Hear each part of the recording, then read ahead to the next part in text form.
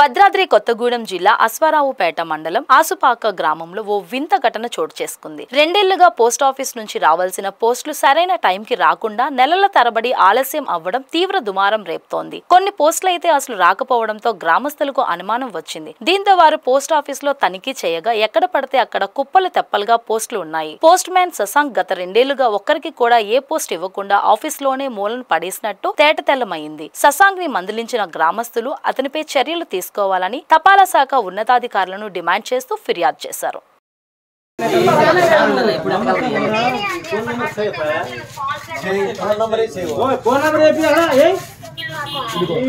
ఆధార్ కార్డులో ఇప్పుడే వచ్చిందండి, బ్యాగ్ అన్నాడండి. ఇక బ్యాగ్ ఓపెన్ చేస్తే ఎన్ని సంవత్సరాల నుంచి ఆధార్ కార్డులు ఉన్నాయి చూడండి.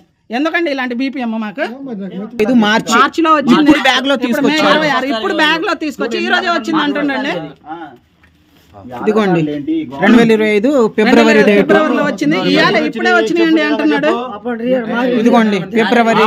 ఏది నా ఇన్సూరెన్స్ సర్టిఫికేట్, ఏది ఇతని ఇన్సూరెన్స్ సర్టిఫికేట్ ఎన్ని నెలల తర్వాత ఇచ్చారు మీరు? మొత్తం నీకు ఆ లెటర్లు ఆధార్ కార్డులు ఎన్ని ఉన్నాయి? ఎన్ని రోజుల నుంచి ఉన్నాయి ఆధార్ కార్డులు? ఎన్ని ఆధార్ కార్డులు ఇవన్నీ